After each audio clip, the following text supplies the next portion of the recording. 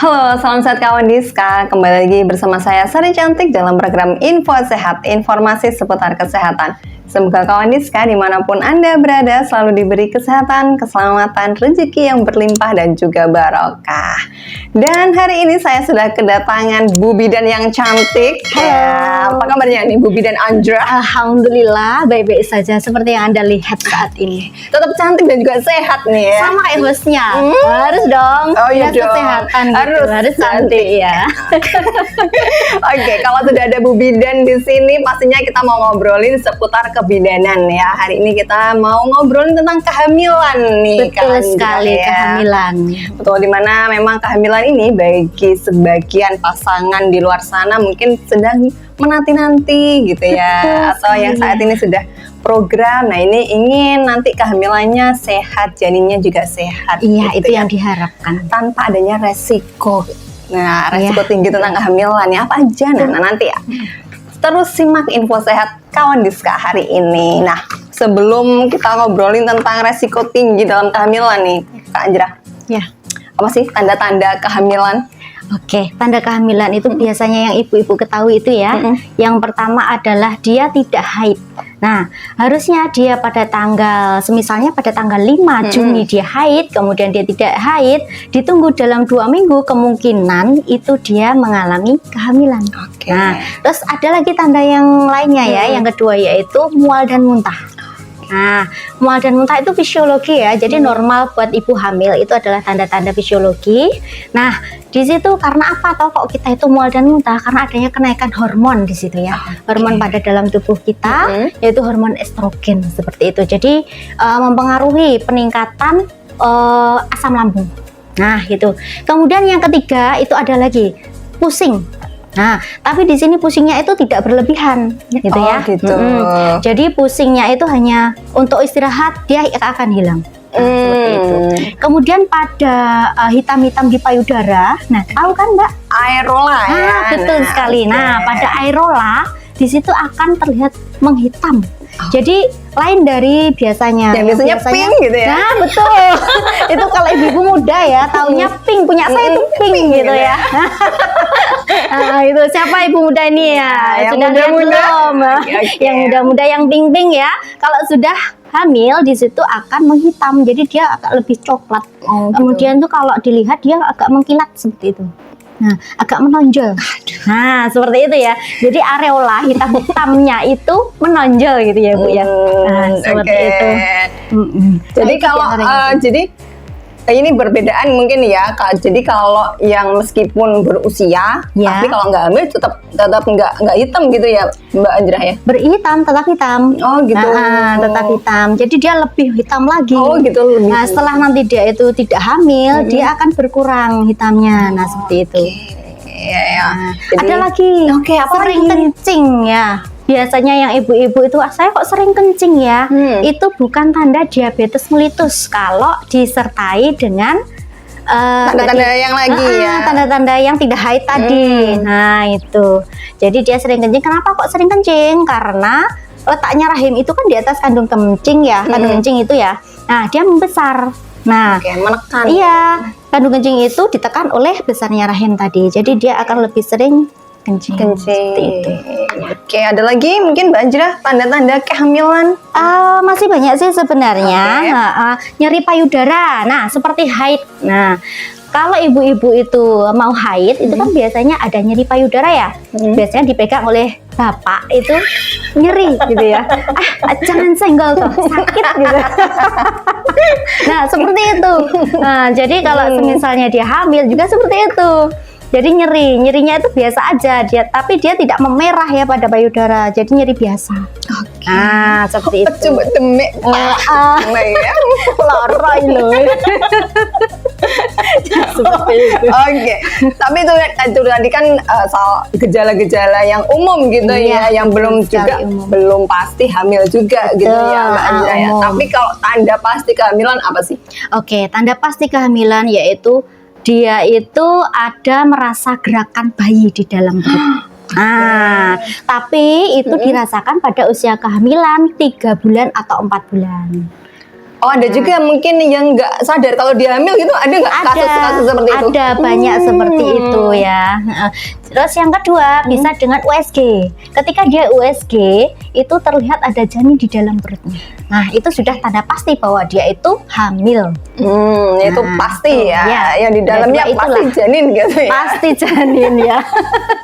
Bukan anak tikus ya.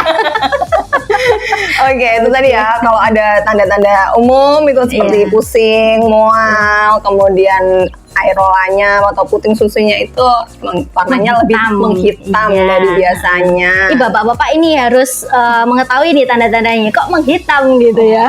Emang harus kenapa kalau menghitam? Apakah tidak boleh? Boleh, berarti saya mau jadi seorang bapak gitu maksudnya. Oke.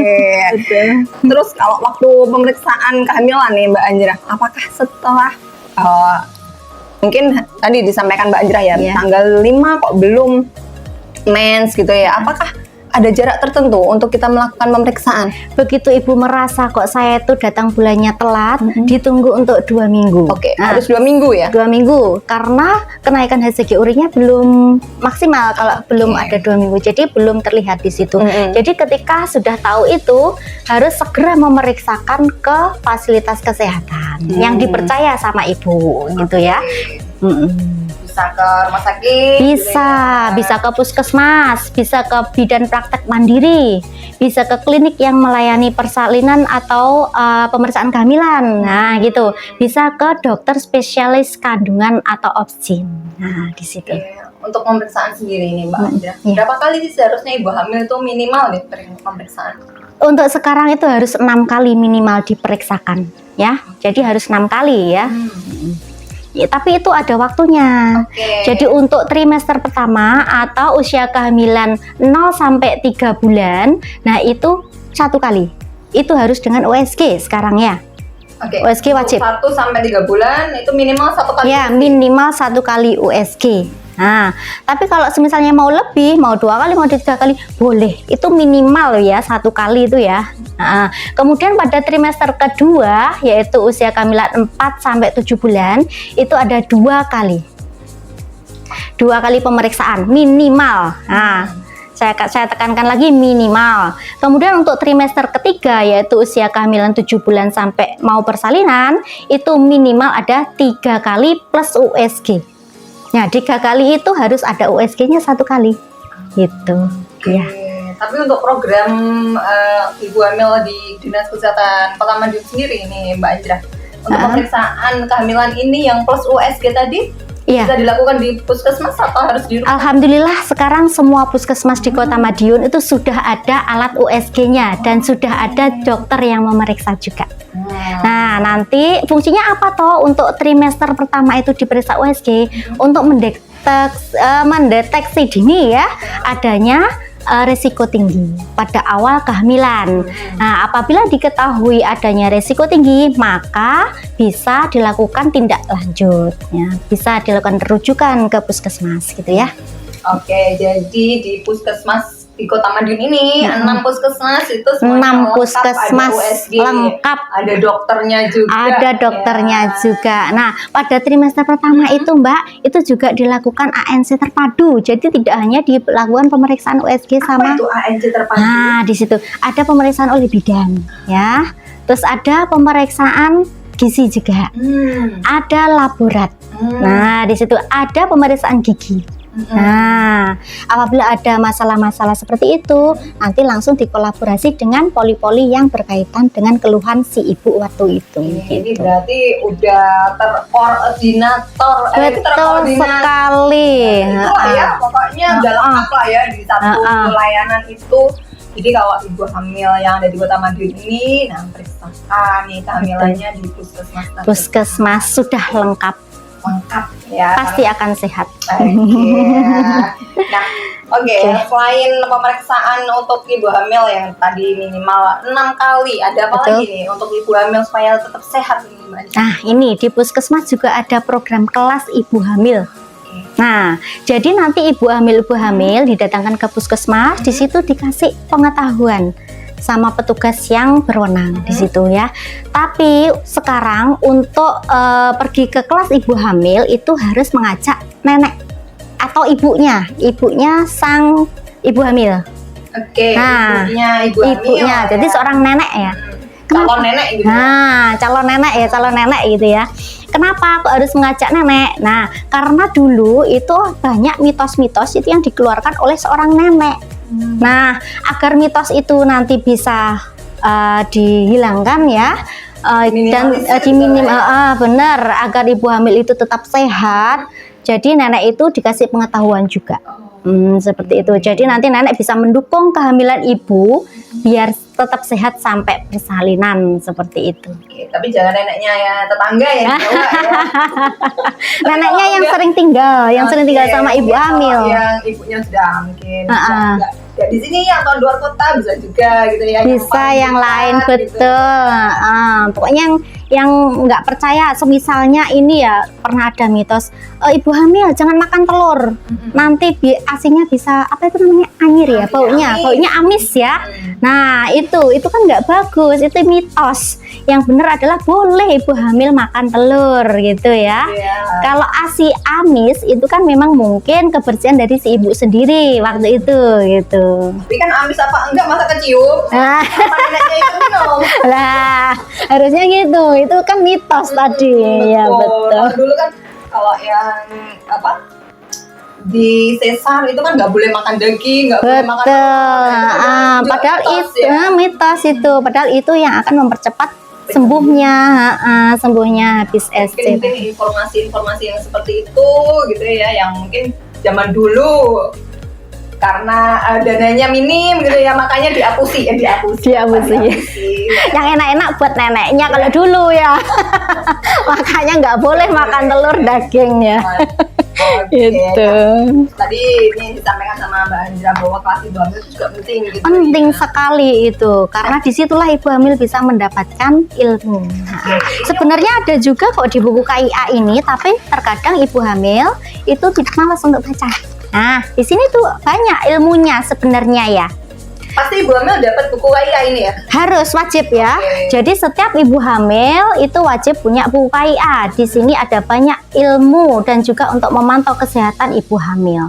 Nah, ini diberikan mulai dia pertama kali datang atau minim berapa minggu kehamilan ya? Pertama kali datang periksa itu akan dikasih buku ini gratis loh. Nah, gratis ya. Meskipun bukan warga Kota Madiun? Gratis juga. Ya gitu. Jadi ya. Karena difasilitasi ya. Ibu hamil yang periksa di fasilitas kesehatan Kota Madiun pasti akan dapat buku betul. Terkecuali di bidan praktek mandiri yang dia pengadaan sendiri, jadi beli sendiri. Nah, itu mungkin berbayar ya. Kalau di puskesmas semuanya gratis. Termasuk kelas ibu hamil juga ya? Kelas ibu hamil gratis juga.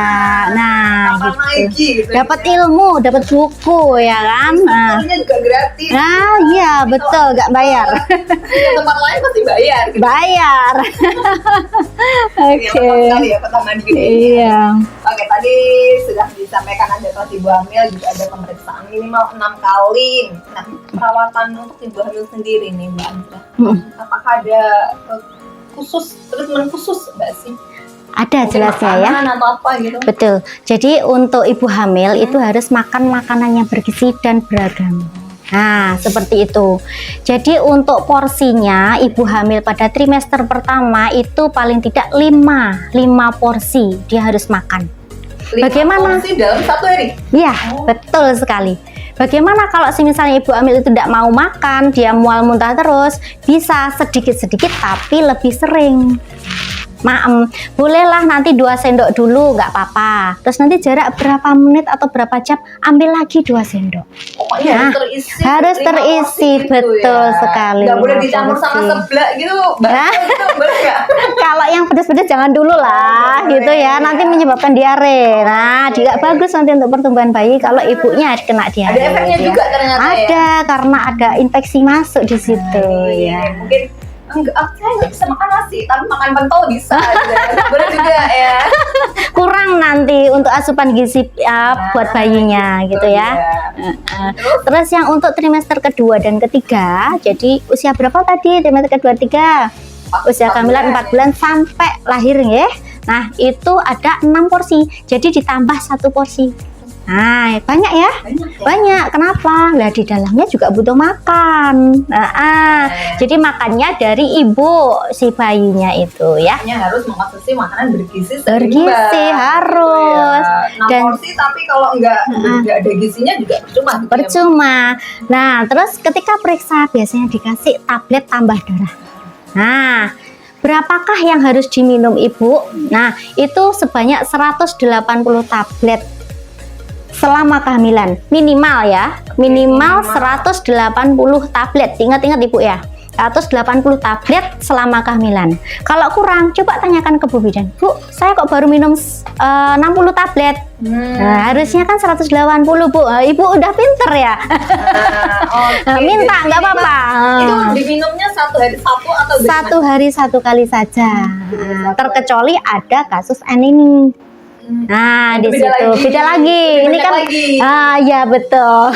Ini bagi yang normal ya, 1 kali 1 hari. Iya. 1 hari 1 tablet tambah darah. Betul. 180 harus habis. Harus habis. Tapi dikasihnya nggak 180 langsung ya. Jadi setiap kali periksa dikasih. Nanti untuk sampai periksa kunjungan berikutnya lah. Kemudian ibu hamil itu wajib menjaga kebersihan diri juga.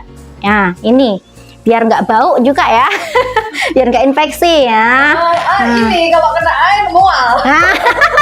Nah, akhirnya jarang mandi ya.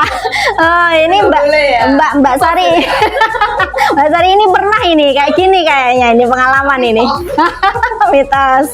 Nah, jaga kebersihan dengan cuci tangan, sering cuci tangan ya. Ketika ibu hamil mau makan itu harus cuci tangan pakai sabun dan air mengalir. Kenapa? Nah, kalau tidak cuci tangan, di situ ada kuman-kuman yang menempel di tangan ibu hamil. Ketika dia makan, nah bisa jadi kuman tersebut masuk.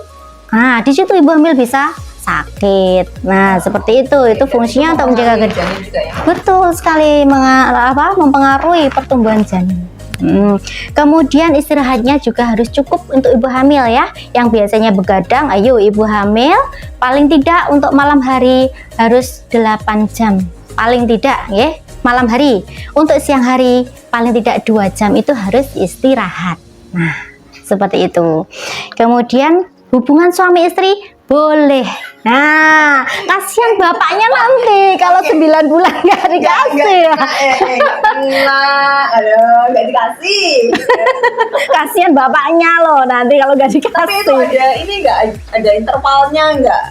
Mungkin trimester pertama nggak boleh dulu. Gitu. Boleh selama tidak ada masalah dalam kehamilannya. Boleh Pak, Bapak boleh ya. Awas ibu-ibu nanti dituntut sama bapaknya loh ya. Jare Bu Bidan kayak oleh gitu. Boleh ya tapi ya. Boleh. Selama tidak ada masalah dalam kehamilannya boleh ya. Asal Bapak pelan-pelan ya. Jangan terlalu keras atau bersemangat ya. Beda. Ada calon anaknya. Betul. Kayak ditotok gitu ya. Tok-tok. Bapaknya sowan. Iya betul. Oke.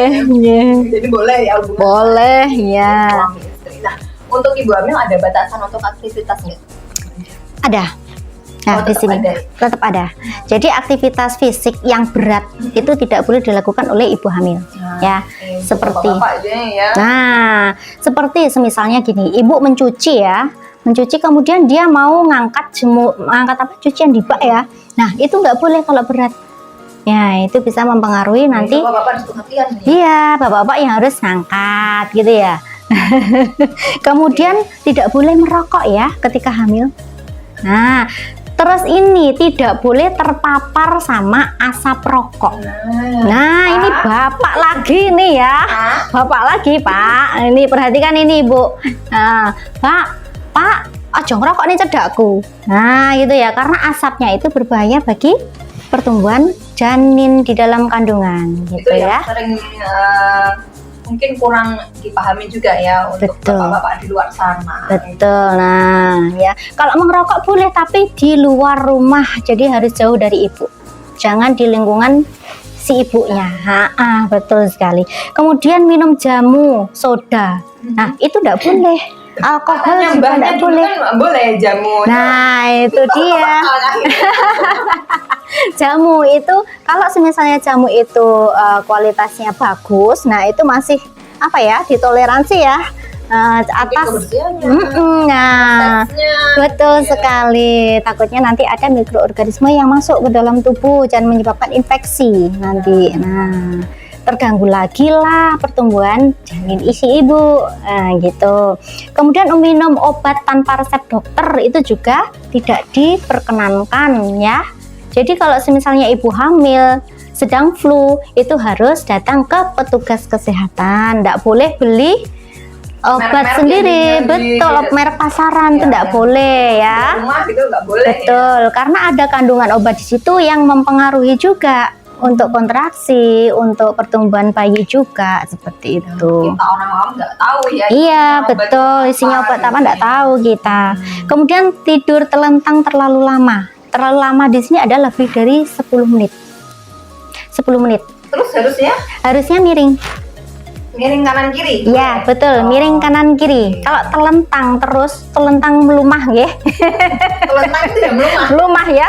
Melumah terlalu lama itu menyebabkan oksigen yang mengalir ke bayi itu akan berkurang. Oh, justru begitu ya. Betul. Jadi kasihan kan bayinya nanti tidak bisa bernapas dengan sehat gitu, dengan lega. Jadi maksimal 10 menit gitu. Betul, maksimal lebih dari 10 menit tidak boleh.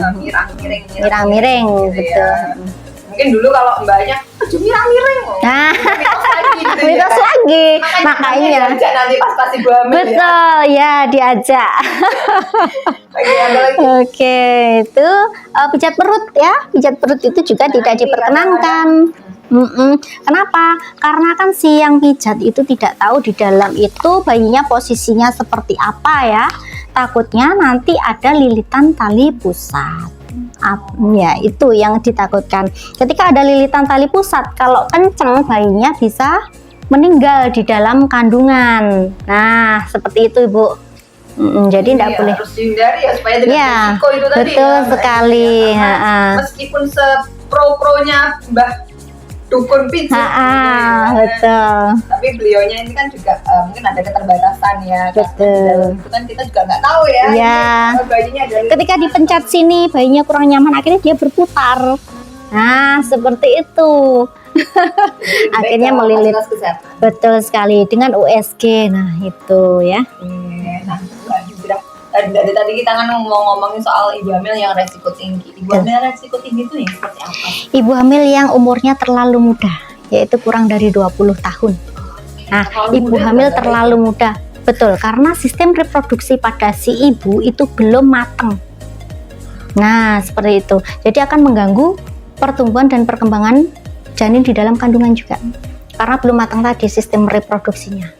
Mungkin bisa lahir prematur, mungkin bisa lahir berat badan bayi rendah, kayak gitu. Dan itu akan sangat sulit ya nanti kalau misalnya dia lahir kan butuh perawatan yang ekstra kalau terjadi seperti itu. Nah, ibu nggak mau kan seperti itu? Nah, oke. Kemudian ini usia hamil lebih dari sama dengan 35 tahun. Nah, itu juga nggak boleh. Iya, bukannya nggak boleh ya, betul, berisiko. Jadi itu harus melakukan pemeriksaan ekstra juga. Kalau bisa dihindari usia 35 tahun ke atas itu untuk hamil. Kalau memang umur segitu kok belum dikaruniai putra, ya bisa, tapi nanti dengan perawatan ekstra. Jadi harus periksa rutin, harus benar-benar diperhatikan. Nah, seperti itu. Teman saya yang dua ini kayaknya senyum-senyum. Masih panjang ya. 25 tahun. Masih panjang, masih muda imut-imut ini. Mungkin yang program usianya sudah di atas 35 tahun tetap boleh, tapi boleh, betul sekali. Betul sekali itu. Kalau sudah punya 1 atau 2 putra, ya sudahlah itu saja. Nggak usah nambah lagi. 2 anak cukup. Tapi kalau kebobolan ya harus diterima, nggak boleh digugurkan ya. Itu nanti akan mengganggu kesehatan si ibu kalau digugurkan ya, bisa perdarahan. Betul, perdarahan. Kalau perdarahan si ibu nanti kan bisa bisa meninggal. Nah, seperti itu fatalnya di situ, ya. Kemudian terlambat hamil, yaitu dia menikah lebih dari 4 tahun tapi belum dikaruniai putra. Nah, Meskipun usianya belum sampai 35 tahun itu juga resiko juga. resiko. Oke. Nah, berarti ada apa? Kenapa kok 4 tahun itu selama dia nikah kok baru dikaruniai putra? Nah, berarti kan dia termasuk anak mahal. Kenapa di situ kan? Ya, itu harus butuh perawatan ekstra karena adanya resiko tinggi tadi, ya. Kemudian punya anak lebih dari 4. Nah, itu beresiko. Ayo ibu-ibu yang muda-muda ini anaknya cukup 2 saja ya, biar nggak penuh nanti dunianya. Cukup 2 saja. Jadi nanti kan mahal. Jadi 1 suami 1 istri nanti kalau kalau nanti banyak anak, nanti kan akhirnya bisa jadi suaminya punya banyak istri. Nah, akhirnya kedepannya seperti itu. Enggak, ini nih guyon ini. Guyon ya kalau yang ini. Kemudian Mungkin juga jaraknya juga harus diatur gitu. Yang 4 Betul. tahun nanti jangan-jangan sundulan ya. Sundulan. Gandeng, gendong, gendol. gimana nanti yang susah kan ibu sendiri kan kalau kayak gitu ya. Oke. Kemudian jarak kehamilan itu juga harus diperhatikan loh ya. Jadi nggak boleh kurang dari 2 tahun. Paling tidak minim itu 2 tahun. Soalnya kebobolannya nih. Betul. Makanya biar nggak kebobolan setelah melahirkan, begitu mendapat haid itu segeralah ikut KB. Nah, KB ini Bu. Bapaknya ini, bapak saya mau KB biar nanti nggak kebobolan. Kalau kebobolan nanti saya yang repot. Bapak yang kerja, ibu ini yang ngurus gitu ya Bu ya. Oke. Terus ini punya anak terkecil itu usia lebih dari 10 tahun. Nah, itu termasuk resiko terlalu panjang jaraknya. Oke. Nah, Jarak yang terlalu pendek juga nggak boleh. Terlalu panjang juga beresiko. betul. Jadi yang pas-pas aja yang enak ya. Tinggi badan itu harus diperhatikan juga. Oh, Nah, tinggi badan yang kurang dari 145 cm, nah itu berisiko. Bisa jadi nanti bayinya tidak bisa lahir melalui jalan lahir dan harus dioperasi. Betul, pinggul sempit. Nah, kemudian ada lagi nih. ada lagi masih banyak sih. Ada riwayat persalinan dengan seksio cesaria. Nah, SC. Ya. Dan kalau misalnya ibu punya riwayat persalinan dengan seksio cesaria itu, si ibu harus melakukan persalinan di rumah sakit juga. Nah, karena itu bisa risiko perdarahan. Karena sudah pernah melakukan sesar gitu ya. Kemudian pernah keguguran, itu juga masuk risiko. Apalagi keguguran berulang. Hamil pertama keguguran, kedua keguguran, ketiga keguguran. Nah, berarti ada apa di situ? Apakah ada suatu infeksi yang ada di dalam tubuh si ibu hamil tadi? Nah, itu Beresiko yang harus beresiko. ke fasilitas kesehatan. Iya, betul. Betul seperti itu. Nah, itu mungkin Oke. Tadi disampaikan juga Mbak Anjira bahwa minum tambah-tambah darah 180 itu harus ya supaya tidak harus anemi, betul gitu ya. sekali. Karena anemi nanti bisa melahirkan bayi yang stunting. Oke, Bayi stunting, betul. karena kurang gizi itu tadi. Betul ya. sekali, karena kurangnya zat besi ya. Jadi si bayi juga bisa ikut anemi nantinya. Jadi ibu hamil yang anemi bisa beresiko melahirkan bayi yang anemi juga. Betul sekali. Ini malah ini bisa jadi ini turun-temurun gitu ya. Bisa jadi. Ini bayinya karena dari bayi udah resiko anemi, dari remaja tidak minum tablet tambah darah, kemudian hamil juga tidak mau minum tablet tambah darah, bisa jadi nanti melahirkannya resiko anemi Resiko juga. anemi juga, dan itu rata-rata tidak diketahui bahwa bayi tersebut mengalami anemi. Dia bisa diketahui itu usia 4 sampai 6 bulan. Nah, apalagi bayi itu adalah bayi perempuan. Resiko anemi untuk bayi sendiri apa sih, Mbak Indra? Nanti kan si bayi tersebut ketika dia menjadi seorang ibu, nah dia juga reproduksinya ini ada gangguan juga. Oh, Nah, di situ. Jadi kalau semisalnya nanti si bayi perempuan melahirkan, dia juga akan melahirkan bayi yang sama juga. Nah, akhirnya stunting semuanya, nanti nggak bisa ini di ini ya. Oke, jadi mungkin gini ya, kalau di bayi yang anemi mungkin secara kasat mata belum terlihat gitu ya. Iya, betul. Rata-rata tidak tahu itu kita. gitu ya. Betul Tapi sekali. efeknya adalah yang ke depan ya, efek jangka panjangnya seperti itu. Jadi, meskipun bukan obat ya, meskipun Vitamin, vitamin ya, tambah darah vitamin. itu ya kita semua tahu lah ya, Ya. baunya sedikit menyengat, nah tapi itulah yang penting untuk untuk ibu-ibu apalagi yang Fungsinya sedang yang hamil. penting ya. Jangan dilihat dari Baunya. Lihat lah dari Sambil tutup hidung nanti kalau mau minum ya. enggak kan ini. Ya itu. Atau mungkin bisa ada kan tambah darah yang itu loh, yang ada rasa-rasa yang beli di luaran itu juga bisa. Tapi tergantung nanti untuk Ada kandungan komposisinya lah, ditakutkan komposisinya itu yang nggak bagus buat janin. Mungkin kan ada ditambah gula, bisa jadi. Kalau ada rasa itu bisa jadi kan seperti itu kan. Oke, jadi bisa ditambah sendiri gula gitu ya kita di rumah. Kalau Biar yang nggak beli yang terlalu- ada rasa itu kan biasanya ada perisa kan Iya, ya. Nah, perisa itu biasanya ada rasanya yang manis-manis kayak gitu kan. Nah, itu kan berarti ada tambahan gula di situ. Kalau yang asli, ya ini yang bagus. Ya Boleh efektif. ditambah gula sendiri di rumah untuk yang asli. Kenapa kok ditambah gula? Kan itu tablet. Biar nggak semua orang loh ya, nggak semua orang bisa minum tambah darah. Diminum, masa mau digerus? Tambah ini ya, tambah baunya tuh. Oh, tambah menyengat kalau digerus ya. Oke, itu tadi. Iya, gitu. Untuk tanda atau tanda-tanda nih untuk bahayanya ibu hamil yang beresiko itu apa sih? Oke, ada gerakan janin yang berkurang. Nah, yang biasanya itu dalam 12 jam itu ada 10 kali gerakan hamil minimal loh ya. Nah, dia itu nggak ada 10 kali, dia cuma 5 kali. Kok bayi saya jarang Mager. bergerak?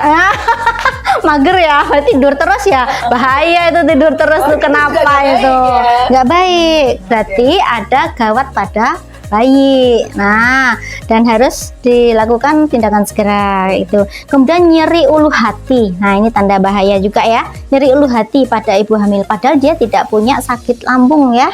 Nah, tiba-tiba aduh, kok nyeri ulu hati. Terus tiba-tiba ini juga, loh, kok muka saya bengkak, tangan juga bengkak, kakinya juga bengkak. Oke. Nah, di situ kemudian saya kok pusingnya banget ya. Kemudian disertai dengan kejang. Nah, itu tanda bahaya pada ibu hamil. Kemudian ada lagi demam yang tinggi. Nah, itu harus segera datang ke fasilitas kesehatan. Jangan didiamkan, jangan dipijet-pijet di mbah dukun ya, enggak boleh. Jadi harus diketahui oleh petugas kesehatan, diperiksa kondisi dalamnya, bayinya bagaimana. Nah, seperti itu. Jadi biar dapat penanganan yang tepat. Nah, itu ya. Nih. Ada lagi mungkin Mbak Ajra? Tanda Masih atau ada, bahaya? iya, mual muntah. Nah, mual muntah di sini yang berlebihan, yang dimaksud ya. Jadi muntah berlebihan itu dalam sehari ada 10 kali dia muntah. Bisa menyebabkan dehidrasi pada si ibu. Akhirnya si bayi juga akan ikut perkembangannya jelek juga. Oh gitu. Nah, jadi asupan gizinya kan akhirnya berkurang dengan Berarti seperti itu. Sampai mungkin normalnya orang ya mual muntah itu kan trimester pertama gitu ya. Betul. Sampai trimester 3 masih mual muntah itu juga bahaya. Juga. Trimester pertama pun hanya trimester kalau lebih dari 10 kali dia Jangan muntah ya, muntah loh ya, muntah aja. Kalau semacamnya mual-mual dia masih bisa makan nggak apa-apa, masih normal. Itu memang fisiologi dari ibu hamil kalau mual-mual biasa itu ya. Kalau dia sama sekali nggak bisa masuk makanan, nah itu segera ambil tindakan di situ. Nah itu. Nah, untuk mungkin terakhir nih Mbak Ajra. Iya. Untuk pesan-pesan deh untuk ibu-ibu hamil yang ada di Kota Madiun nih. Oke. Supaya tetap sehat ya, janinnya juga sehat. Oke. Jadi pesan yang pertama adalah setelah dia itu tahu tanda bahwa dia mau hamil, dia harus segera memeriksakan diri ke fasilitas kesehatan yang ibu percaya. Jadi saya nggak menekankan kemana ibu mau periksa, boleh dimanapun ya. Kemudian yang kedua, periksa kehamilan itu adalah minimal 6 kali selama kehamilan dan wajib USG 2 kali pada trimester pertama dan trimester ketiga. Nah, yang terakhir yaitu ikuti kelas ibu hamil dengan membawa nenek atau orang yang paling dipercaya terdekat lah. Nah, terdekat Suaminya nenek. boleh ya. Kalau Nggak ada suami neneknya. harus nenek. Karena suami zaman sekarang sudah pinter ya, jadi sudah tahu. Kalau si nenek masih dia itu memperhatikan mitosnya, masih percaya dengan mitosnya. Nah seperti itu. Jadi harus membawa nenek.